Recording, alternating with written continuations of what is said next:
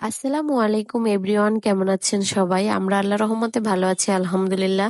আজকে আমি আর আমার ছেলে চলে যাচ্ছি মুড়ি ভাজতে। চাউল কিনে মুড়ি ভাজবো মেশিনে।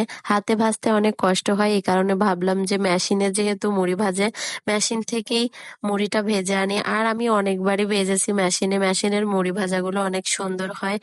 কেনা মুড়িতে অনেক কিছু মেশানো হচ্ছে এখন। এই যে আমি কয়েকদিন আগে নিউজে দেখলাম, এই জন্য আমরা আরো বাদ দিয়ে দিয়েছি কেনা মুড়ি খাওয়া। এখন এই যে চাউল কিনতে চলে আসলাম আমি আর আমার ছেলে। আর আমার ছেলে তো যা দেখবে সেইটারই বায়না করবে, মানে ও একদম যা তা নিয়ে জিদ শুরু করে দিবে। আমি বেশ কয়েকবার মুড়ি ভেজে আনছি, কিন্তু তখন খরচটা একটু কম পড়তো কেনা মুড়ির থেকে। এখন দেখছি মুড়ি কিনতে গেলেও যেই দাম আর ভাজতে গেলেও একদমই সেই দাম, 1 টাকাও কম বেশি নেই। তারপরেও আমি ভেজেই আনবো, কারণ গরম গরম মুড়ি খাওয়া যাবে আর কোনো প্রকারের ভেজাল থাকবে না। এই জন্য তো আমাদের বাসা থেকে আমি যেখানে মুড়ি ভাজতে যাচ্ছি অনেকটাই দূর। আগে আমার মাই আমাকে সবসময় মুড়ি ভেজে দিত, কিন্তু মায়ের অনেক কষ্ট হয়, মুড়ি ভাজা খুবই কষ্টের কাজ। আর গরমে তো মুড়ি ভাজতে গেলে একদম শেষ হয়ে যাওয়া লাগে। আর আমার মা একটু অসুস্থ আছে, এই কারণে মাকে দিয়ে আর মুড়ি ভাজায় না। তারপরেও মা কিন্তু অনেক চেষ্টা করে মুড়ি ভেজে দেওয়ার জন্য। যখনই শরীর ভালো থাকে তখনই ভেজে দেওয়ার চেষ্টা করে।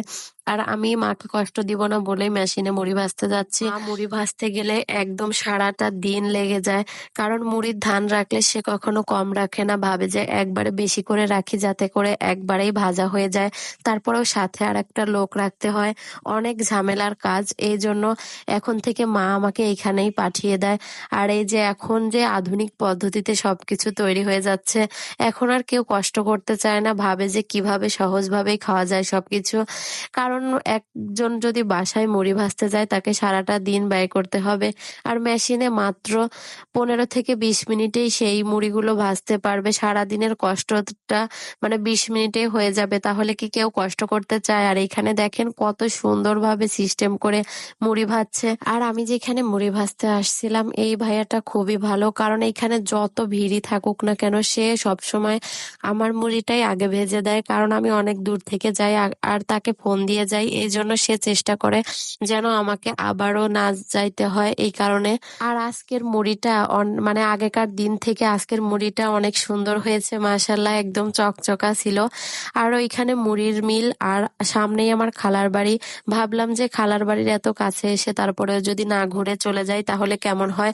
এজন্য আমি আর মুস্তাকিম হাঁটতে হাঁটতে আমার খালার বাড়ি থেকে ঘুরে তারপরেই বাসায় যাচ্ছি আবার। আর মুস্তাকিমকে নিয়ে কোথাও মানে যখনই যাই তখনই মুস্তাকিম গাড়িতে ঘুমাবে, আরো ঘুমালে আমার প্রচুর পরিমাণে কষ্ট হয়। তারপরে আবার 2-3টা বস্তা নিয়ে, মানে বস্তাগুলো পড়ে যাচ্ছিল, বস্তাও ধরে রাখতে হচ্ছিল, তারপরে মুস্তাকিমকেও সামলাতে হচ্ছিল। এইখানে আবার এই ছেলেটা কি যে একটা বিপদ ঘটায় দিছে, মানে গাড়ির সঙ্গে গাড়ি বাঁধায় দিছে, তারপরে মানে চারিদিকে জ্যাম আর জ্যাম। আমি একটা জিনিসই বুঝি না যে এদের একটু পরে গেলে কি হয়, হয়তো 2-1 মিনিট আকপাস, কিন্তু এত তাড়াহুড়ো করতে গিয়ে যে নিজেদের বিপদ ঘটিয়ে নেয় এটা তারা একবারও চিন্তা করে না। সব সময় ভাবে যে কার আগে কে কোথায় যেতে পারে। আমার মনে হয় সব সময় ঝুঁকি নিয়ে কোনো কিছু করা ঠিক না, কারণ ছেলেটা জানতো যে আমি আগে আগে যেতে পারবো না, তারপরেও গাড়িটা ঢোকায় দিছে, কারণ সে নিজের বিপদ নিজেই টেনে আনছে। তো সবাই একটু সাবধানে চলাফেরা করবেন, দেখবেন যে সবার জন্যই উপকার হবে। তো আজকের মতো এই পর্যন্তই শেষ করছি। সবাই ভালো থাকবেন, সুস্থ থাকবেন, আল্লাহ হাফেজ।